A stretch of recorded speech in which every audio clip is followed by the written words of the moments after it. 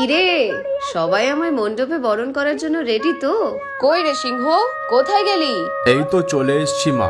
বলো আমায় কেমন লাগছে নতুন জামা পরে? বাহ, খুব ভালো লাগছে। এই অসুর, তুই রেডি তো? আর আমি রেডি হয়ে কি করব? সেই তো তোমার ত্রিশূল খান আমার বুকে গেঁথে দেবে।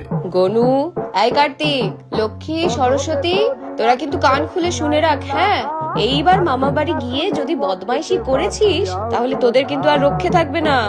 মা দাদুকে সাইকেল কিনে দিতে বলো না এবার। উফ, আবার তোর বাইনা। আর এই যে বলাই, কবে কাজটা শেষ করবি? আর তাড়াতাড়ি হাতটা চালা রে বাবা। এই কানাই, চাতে চিনি বেশি দিস না, সুগার হয়ে যাবে।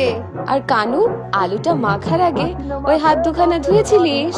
উফ বাবা, হয়েছে হয়েছে, আর অত ফটো তুলতে হবে না মা। প্যান্ডেলের জন্য কিছু তো বাঁচিয়ে রাখ। অষ্টমী সাজ তো তোরা এখনই সেজে ফেললি। ও মা, কি মিষ্টি লাগছিস রে তোরা দুজন, কিউট। এই, আরে ধুনুচিটা ঠিক করে ধর, আরে হাতটা পুড়ে যাবে তো। এই বাবাই, এই চিলের মতো ওটা কি ওড়াচ্ছিস রে? ওয়াও, কি সুন্দর লাগছে আমার শহরটাকে। আর এই যে খোকা, ওভাবে কাকে খুঁজছিস?